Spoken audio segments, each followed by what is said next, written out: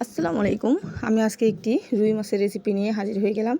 আমি আজকে দেখাবো রুই মাছের ঝোল। রুই মাছ সবজি দিয়ে কিভাবে রান্না করলে অনেক স্বাদ হবে।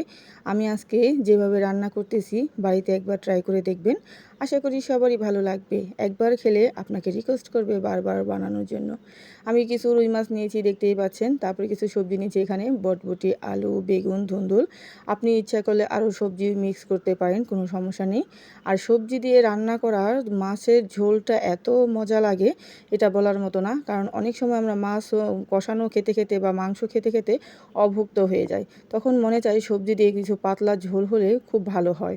তখন একটা খেলেই তৃপ্তি লাগে। কারণটা কি বলেন তো? কারণ আমরা বাঙালি, মাছে ভাতে আমরা বাঙালি, এই জন্য মাছ ভাত আমাদের খুবই একটা ভালো লাগে।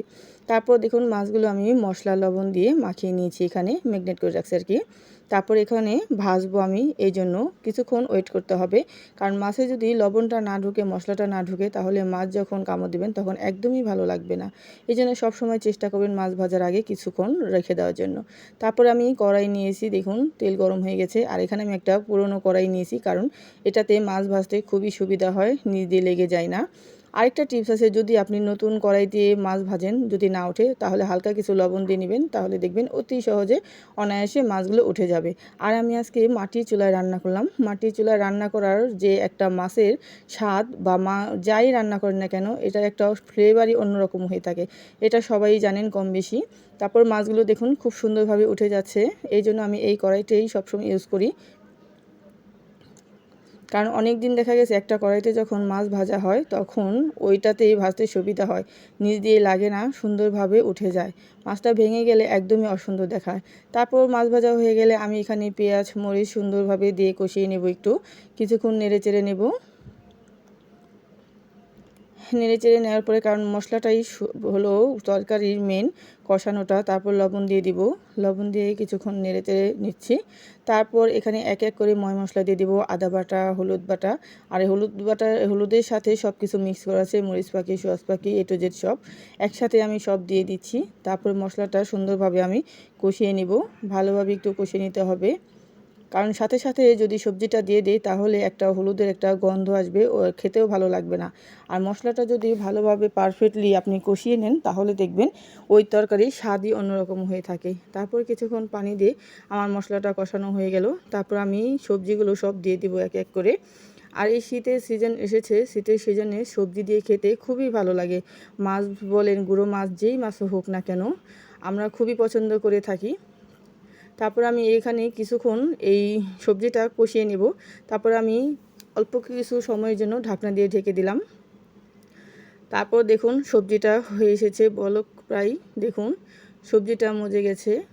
আর এভাবে একটু রান্না করবেন, সাথে সাথে পানিটা দিলে কি হয়, সবজিটা ভালো করে মজে না, অন্যরকম একটা হয়ে যায় তরকারিটা। আর যদি আপনি কিছুক্ষণ সময় ধরে সবজিটা মজে বা কষিয়ে নেন তাহলে দেখবেন ওই তরকারির স্বাদই অন্যরকম হয়।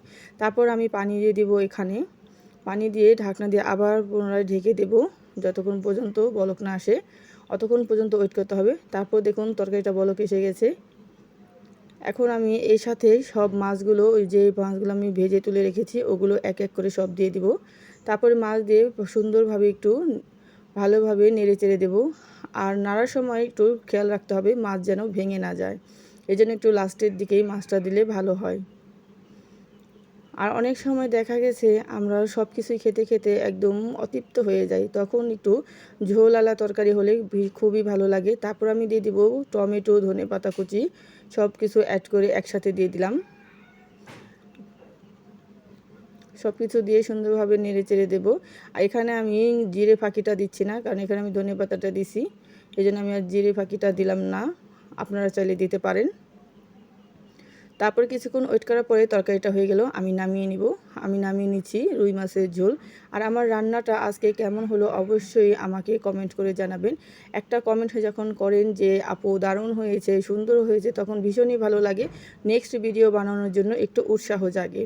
আর যে যেখান থেকে এই ভিডিওটি আমার দেখতেছেন সবাইকে অসংখ্য ধন্যবাদ এতক্ষণ সঙ্গে থাকার জন্য। আর দেখুন কালারটাও মাশাআল্লাহ সুন্দরই হয়েছে। আপনাদের মতামতটা অবশ্যই জানাবেন।